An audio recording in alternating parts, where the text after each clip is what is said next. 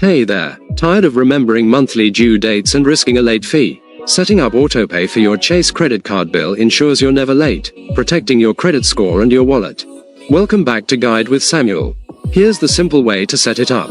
Log into your Chase online account or app and select your credit card.